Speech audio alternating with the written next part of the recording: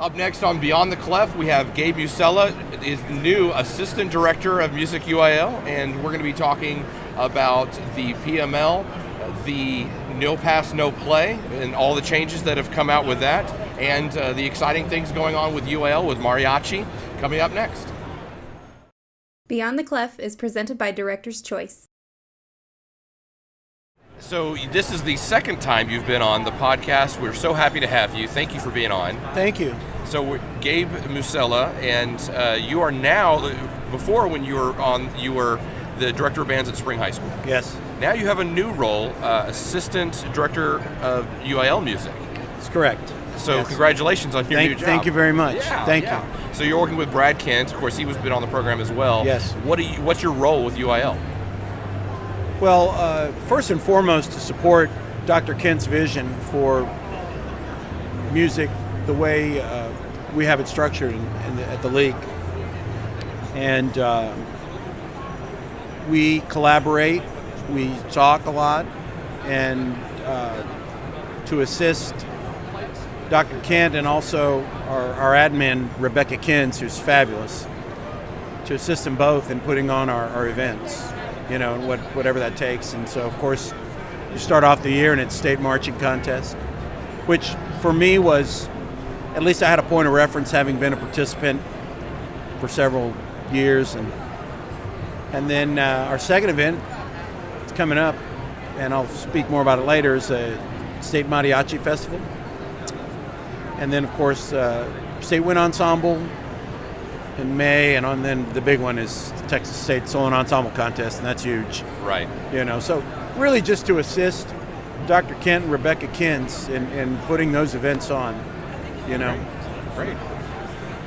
So you've been doing a lot of work lately with the PML, I hear. Can you tell me a little bit about that? Yes. A couple of things. Dr. Kent has kind of tasked me with overseeing the management of the list, which right now stands at over 20,000 titles. Wow, did not know that. Yeah, for band and vocal and orchestra and also guitar and piano. So that's a lot to manage. It is a living, breathing document, right. And it's a lot of turnover over the years, but that's part of my big responsibility is overseeing the management of it, the upkeep. Right. So what is UIL's vision of the PML? You said the prescribed music list, of course, is what we're talking about. You said it was a living, breathing document. What do they think about? Well, first and foremost, the guiding principle about the literature that gets on there is that it needs to be of the highest quality that we can find. And we feel like if students are going to invest a significant amount of time in preparing works, it needs to be quality music. And to that end, there's always revision involved. I've had the opportunity to see one of the original prescribed music lists from the mid-50s. Oh, wow. And it's amazing to me how much of that music is no longer on the list. And it makes sense. Right. Things evolve. Right. Particularly for band, If you think about the 50s, there were a lot of transcriptions. And now, of course, there are still transcriptions, but so many original works for winds only, but winds and percussion. So some things get off the list. Why does that happen? Overplaying or judges get tired of it? No. Well, as a former judge, I don't judge anymore now that I work for UIL. As a former judge, yes, there were some pieces that I did not want to hear anymore. Let's be honest. I think one contest I went to, 6 middle school bands played Moscow 1941. And there you go. All in a row. Well, and there you have it. That would be. I'm sorry, Brian Malmages is a fantastic piece. I love it, but yes. it is played a lot. Yes. Well, you know what? Music sometimes goes out of print. Of course, in this day and age, with the way we generate music now. It's not like the old days when you actually had plates, and really were engraving. But music still becomes unavailable, so that would be a reason. It's too hard to get a hold of. And then again, it's just the evolution of the activities, right? And particularly, if you take the band list, think about the band and its place in music history. It's a relatively young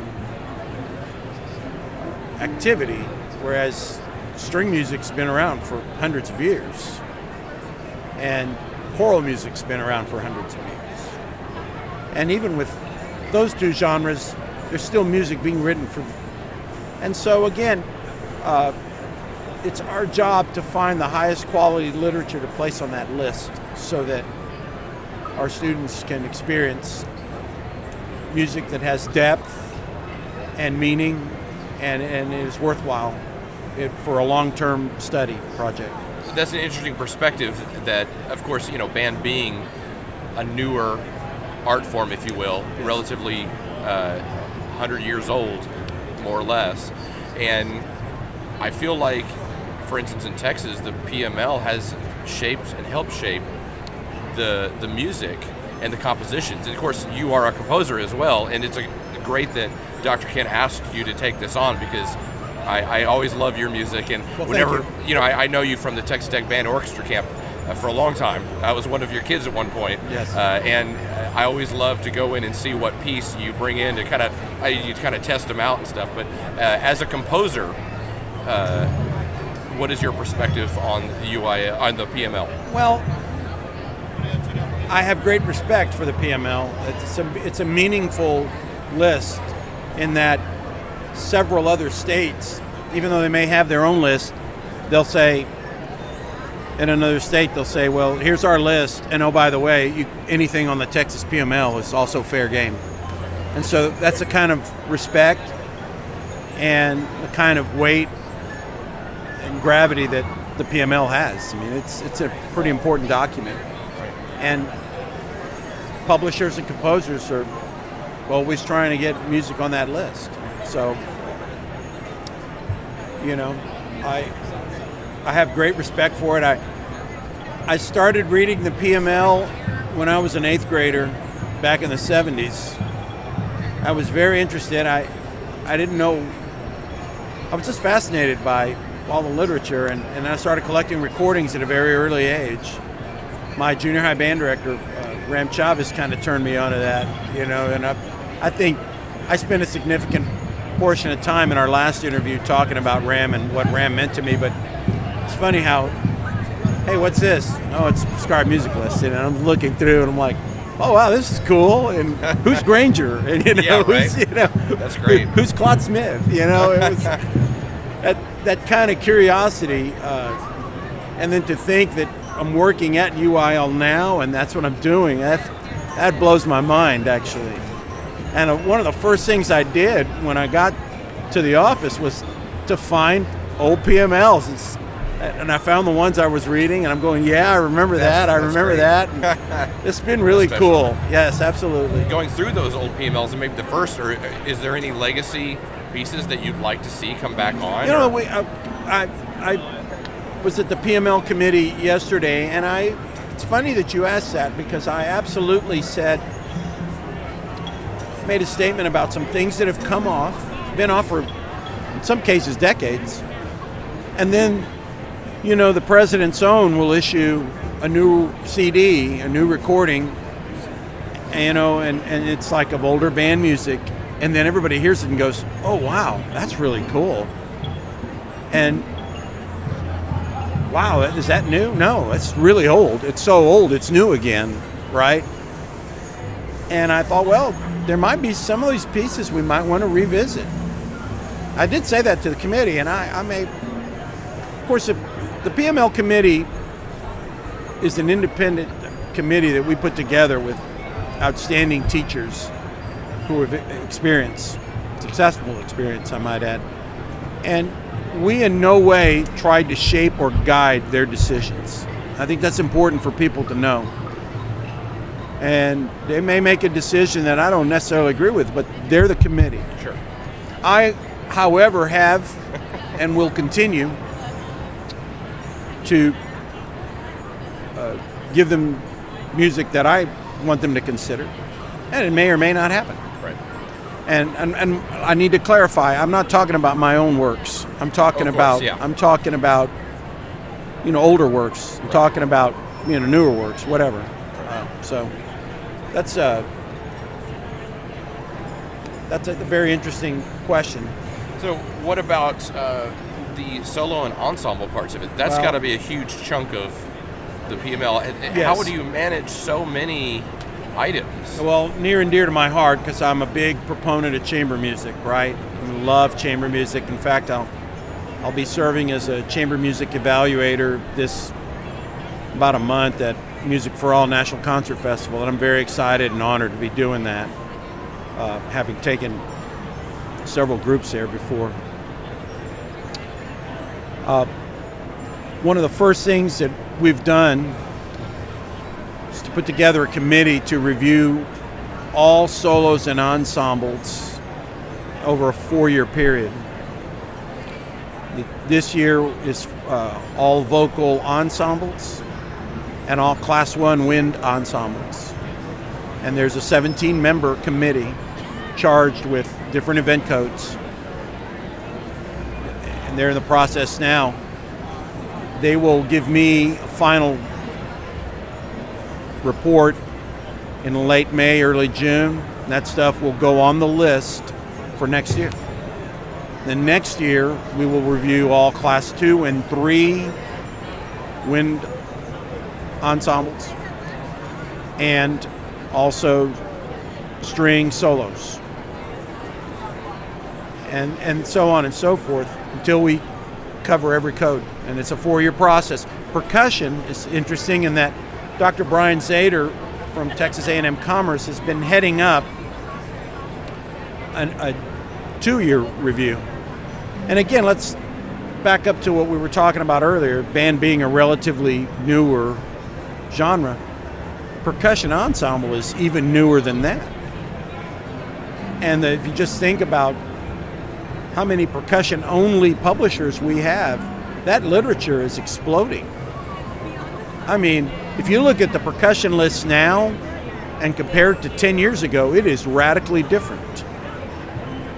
And so it is my hope that in 4 years, you look at the solo and ensembles and you go, whoa. And again, sax quartet sax quartet music's been around, but it's really taken off. Woodwind quintets, new ensemble, reed quintets. That's not even a code, right? Oh, wow. That kind of music would be under our miscellaneous woodwind ensemble category. Do you see adding a code for those? Absolutely.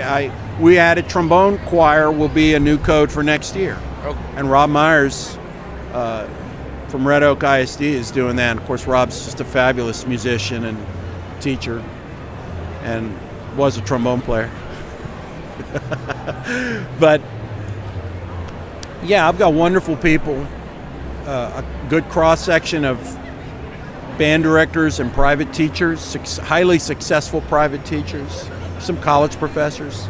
Now for next year's Class 2 and 3 review, I've already contacted, that's made up of mostly middle school band directors and high school assistants that specialize, and small school AT. There's a couple of 2 or 3 AT SSB members on there. And again, they're dealing with that literature. And I want the people dealing with that literature to have a say in it so that it doesn't come down from on high all the time. Right. Yeah, of course. So, well, you mentioned at the beginning of the program mariachi, and that coming up. It's only been around for the state mariachi I think 4 years? I believe, and I wish I had the exact data, I believe we're about to have our 3rd or 4th UIL State Mariachi Festival. Now, it was a pilot prior to that. I'm so excited because that genre is near and dear to my heart. For my father's funeral, he requested a mariachi at the graveside, and it was a cathartic experience to have them there, quite frankly. And interestingly enough, of course, I have zero experience, so I'm really looking forward to it. I have seen the videos from year 1 and 2, and I'm just blown away by the passion and the musicianship. And you know, the groups that are at the very top are amazing, like near professional quality. The groups that are maybe not there, just the commitment that it takes to put it on, because everything's memorized and there's choreography. I think Dr. Kent mentioned that if you think about it, to have a mariachi, you got to have brass and strings and singers. So that combines the 3 major divisions, Right. you know, that we offer, right? Band, orchestra, and choir, and then they all come together in that. It's a wonderful thing. I haven't had a lot of experience with it either, but this summer I had the opportunity to see the Texas Tech Mariachi camp, summer camp, and it was concurrent with a camp that I was working with, and I got to go in and see them and see their performances, and they had Grammy-winning, award-winning people coming in and working with them, and I think one of them is a professor at Texas Tech that worked on Coco, the Disney, Yes. The Disney movie, and it was just amazing to see a whole nother art form that I was not exposed to in my growing up in band. Everything coming together and what they can all do and the talent. And it's not as much of a conducting experience. It's more of a fluid experience. Well, the commitment level, I mean, of those kids and those teachers is exemplary, and it's inspirational, quite frankly. You know, and I'm so excited that happens next week at the University of Texas, Rio Grande Valley. Great, Yeah. great. Cool. So something very topical right now, something that's going through the process, no pass, no play. This is a big deal right now. It's huge. Can you talk about that? Yes, I can tell you right now that it did pass. Of course, you got to remember, no pass, no play is not a UIL regulation per se. It's a state law. Right. And so the people that do the exact wording on that are at the Texas Education Agency.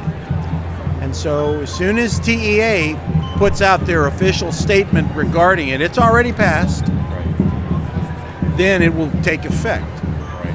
And I think Dr. Kent's email that went out to regions and whatnot said, go ahead and plan like it's still in effect, because we're not quite sure when that will go into effect. That is yet. correct. And unfortunately, I think a lot of people were hoping that we would hear something sooner. And I know there are some folks that are,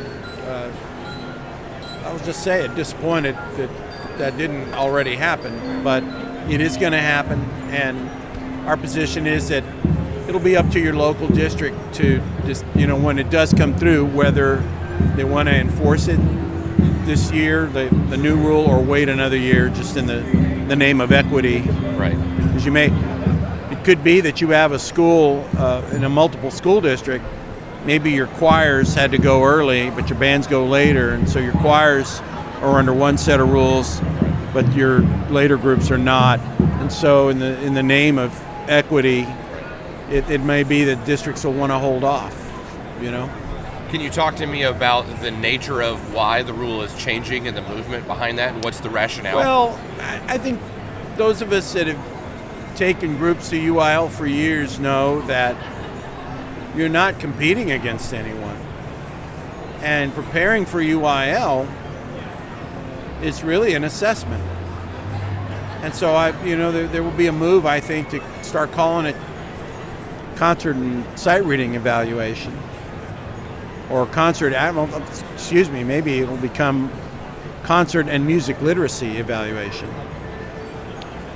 And I mean, all along the point has been, we have TEACs. We're a curricular course.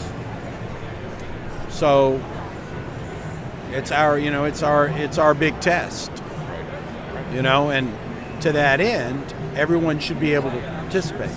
It's not like we're competing. Marching band is completely extracurricular, and it's a competitive event. And if you think about it, the only thing where we're ranking people against each other is area and state marching contests. Right. Which would not, this no pass, no play would still apply there? Will not apply there. Will not apply there. It will not apply because so all music. It will apply only to the spring. Okay. Now, only to the large ensemble evaluation. It will not apply to solo and ensemble either, because you can qualify to state. So anything that's going to be a vehicle to something else, okay, no pass, no play is still going to take effect. So really, it's only concert and music literacy evaluation. Right. That I've heard from a couple people talking about this just in my own personal conversations.